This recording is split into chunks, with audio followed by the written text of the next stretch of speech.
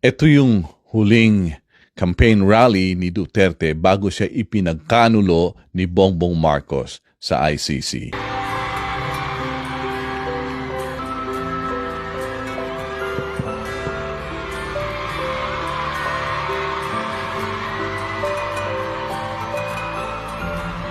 Magandang hapon ho sa inyong lahat.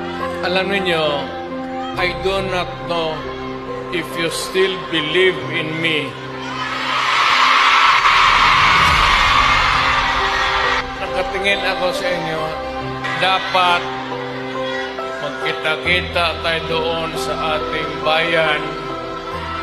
Kaya lang sa sitwasyon natin ngayon, kailangan talaga punta tayo sa ibang bayan maghanap buhay. Pero sa akin, the fact that malayo kayo sa pamilya ninyo,